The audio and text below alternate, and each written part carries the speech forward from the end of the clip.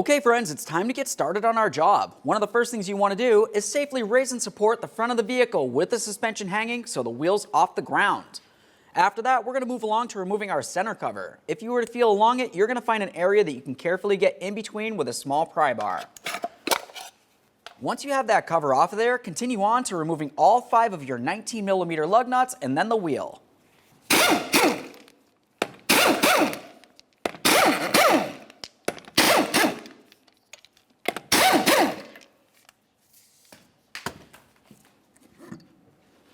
Alright, so now that we have the wheel off of there, we have a nice clear view of our front flex hose that we're going to be replacing.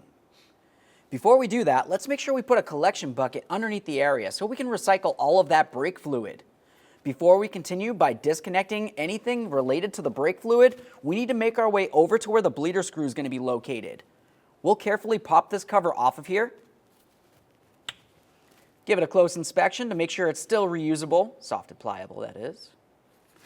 And now we're going to use a 3/8 drive to go ahead and loosen this a little bit. Now we're going to use a 6.3/8 to go ahead and loosen up this bleeder screw.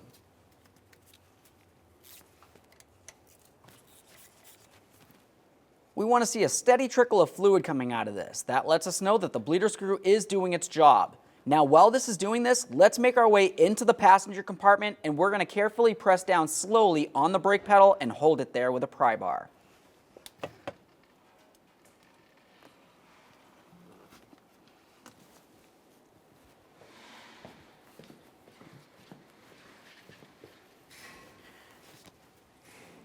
Once the brake pedal is fully depressed, you're going to find that fluid did come out, but now it's stopped. That's a good sign. Let's go ahead and close that bleeder screw. Now at this point, we can continue by removing the banjo bolt, which is the bolt that holds the flex hose to the caliper. There will be brake fluid in this area.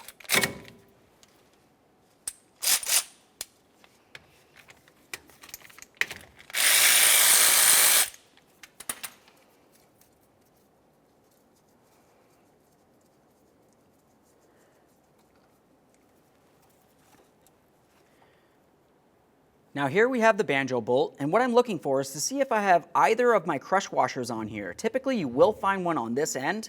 If you don't, there's a possibility it could still be on the flex hose. As long as it's not on the banjo bolt, we can go ahead and set that flex hose aside. Now let's move along to the caliper right here. We also want to look to see if we have one of the crush gaskets on there. If there is, you need to go ahead and remove it. You do not want to double gasket this area.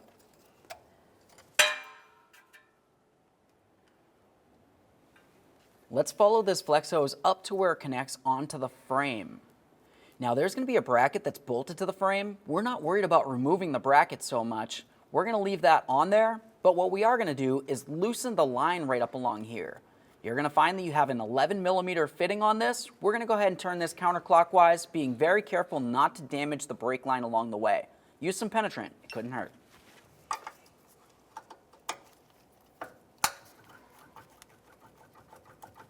Just going to work this back and forth to try to get the penetrant in to break it free. It's very common for this fitting to be stuck on the line itself.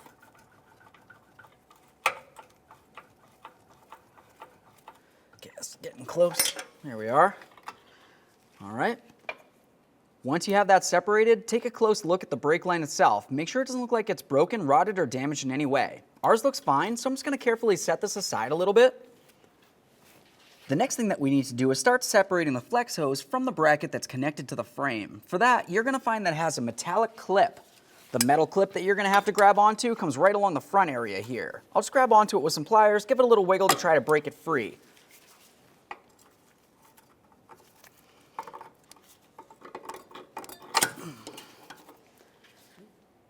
That's what the clip looks like right there. You want to make sure that this is still sturdy, and it's definitely something that you can reuse. You have to, because that's what holds the flex hose to this bracket. You don't want it falling apart while you're driving down the road.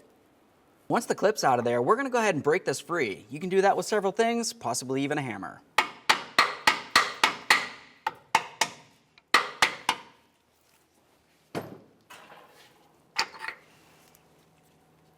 There it is, friends.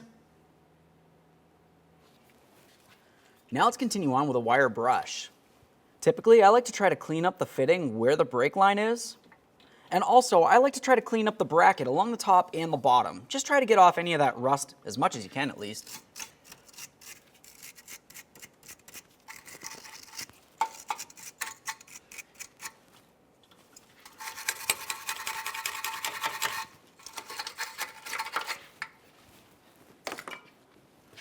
I'm going to use some parts cleaner. When I do that, I'm going to make sure I cover up the port leading into the brake line.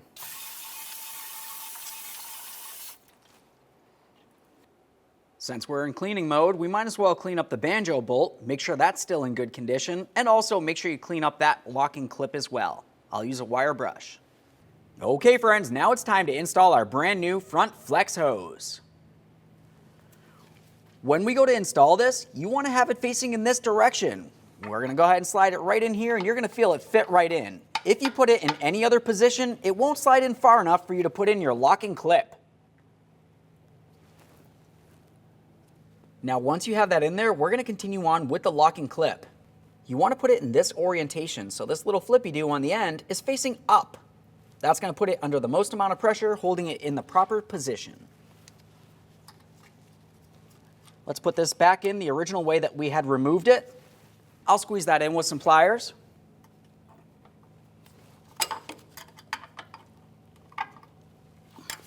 Grab onto that flex hose and try to pull it right out of the bracket. It needs to be secure. Now we can move along to putting the brake line into the proper position in the flex hose. Just go ahead and slide it in there, and then you want to make sure it's as straight as possible. You can just go ahead and flex that line until it's lined up. Now I'm just going to go ahead and start this down in here and bottom it out until it's nice and snug.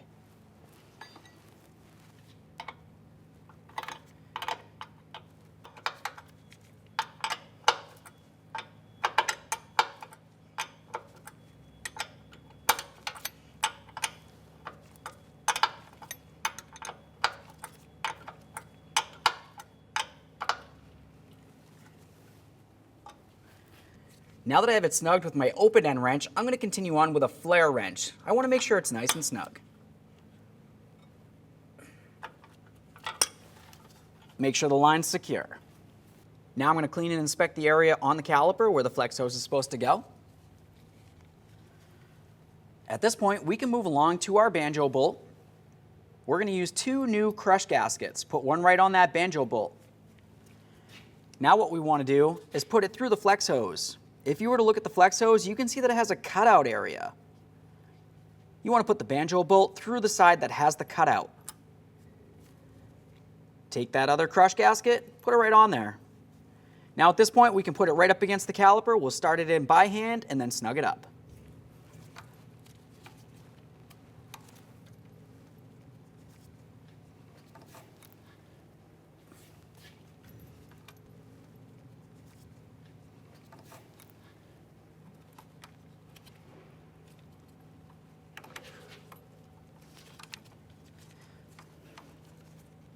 Now that we have this bottomed out, let's go ahead and torque that to manufacturer's specifications, which is 26 foot-pounds. Now we can make our way back inside the passenger compartment. I'm going to go ahead and press on the brake pedal, remove my rod here, and now we'll let this come up. At this point, we're going to go ahead and pump up the brake pedal till it starts feeling as though it's getting firm again.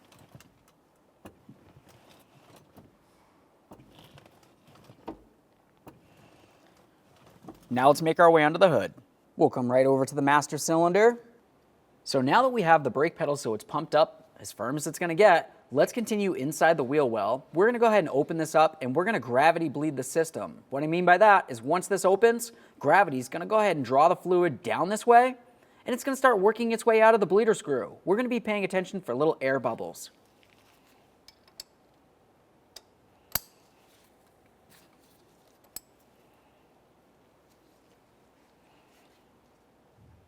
Just go ahead and keep watching that. You can see I have plenty of fluid coming out of there. I don't see very much air, but I'm going to let this go for a couple seconds just to try to get out as much air as possible. Once we're done gravity bleeding, we need to continue with a manual bleed. There can be no air in your braking system, otherwise you're going to have an issue with the brake pedal. All right, so I went ahead and I closed this up after my gravity bleed. Now the next thing I'm going to do is continue with that manual bleed that I had mentioned. This is going to be easiest with a second person inside the vehicle. They're going to go ahead and pump up that brake pedal 3 to 5 times. On the last time, they're going to hold it as hard as they can. Let me know they're holding it. I'll open this. We're going to watch fluid coming out and potentially some air. We need to repeat this process until you only see fluid coming out with no air bubbles. Even one air bubble can be very bad overall. Go ahead and pump up the brake pedal, please.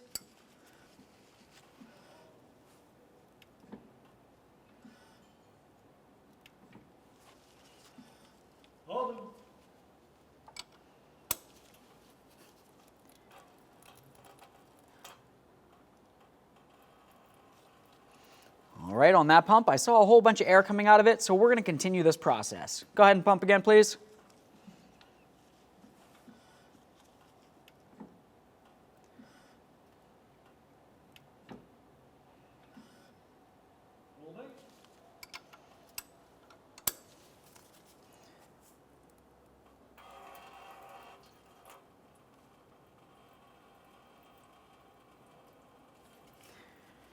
Now on that last pump, I didn't see any air coming out of the system. That's a good sign, but I'm not going to stop there. I like to just do it one more time, and if I don't see any air the second time around, I know I should be good to go.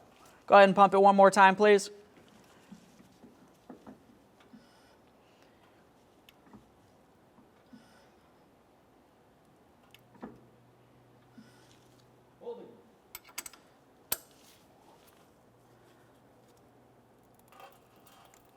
Oh, see, got a little bit of air on that one. We're going to have to do this another time. Let me just wait for a second here.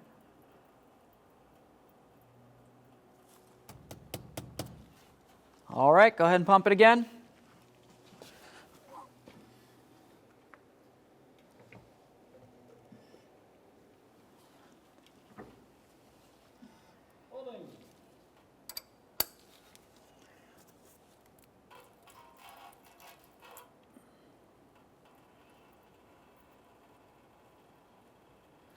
Okay, so I got no air that time. Let's hit it again.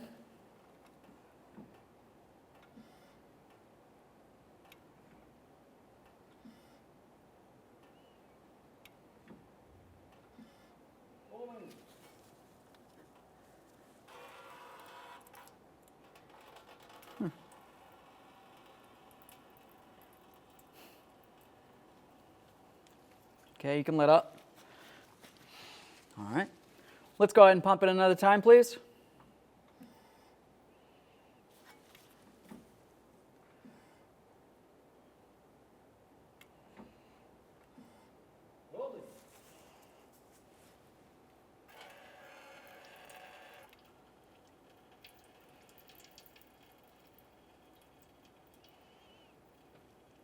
Well, that one looked like it was pretty much just fluid, but looking very carefully, I did see some very small air bubbles. Let's continue.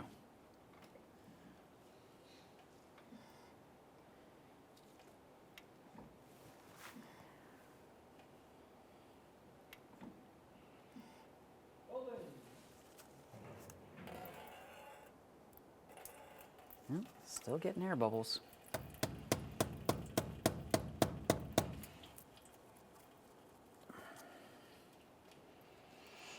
Go ahead and pump.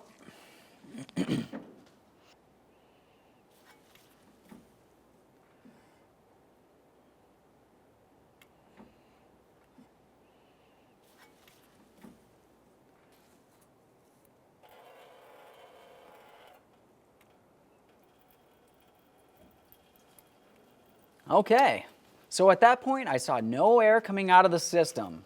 I'm confident that I don't have any air coming from this flex hose making its way down to the caliper. Let's go ahead and make sure that this is closed nice and tight. We'll clean down our mess and of course put on our protective boot.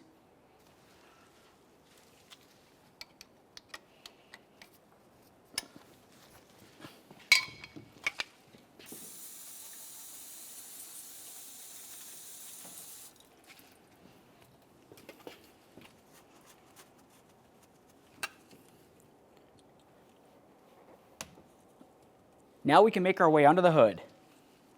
Now we can make our way back under the hood here. We're just going to have a look at the master cylinder. Typically you can see where there's a line that says maximum. You want to make sure that you can see the fluid level up to that point. If you have a hard time, just carefully open it up, take a peek inside. If it looks like it's a little bit low, just go ahead and top it off with .3 brake fluid. After that, make sure you close the cap so it's nice and tight. Now we can make our way back into the wheel well. We're going to go ahead and make sure we clean up our mess. I don't like to leave any of this .3 brake fluid in the area because it will make its way into the environment. I still have my collection bucket under the area, so I'll just hit it with some parts cleaner and make sure it's nice and clean.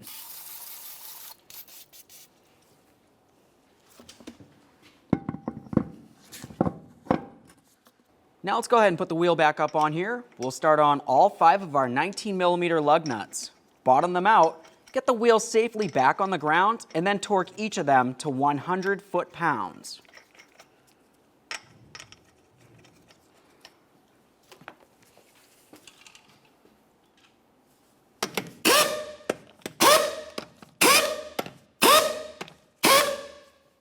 We've got the wheel back on the ground. Let's torque these in a crisscross manner.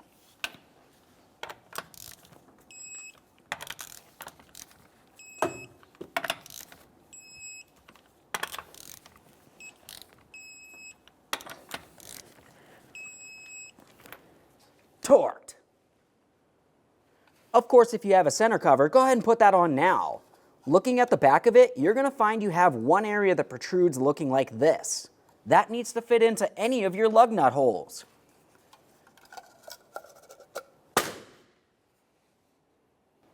Okay friends, we got our brake hose installed in the vehicle. Now of course we already pumped up the brake pedal and we double checked to make sure our .3 brake fluid was full up to that maximum line inside the master cylinder. After that, go ahead and close the hood, take it for a road test. Thanks for watching.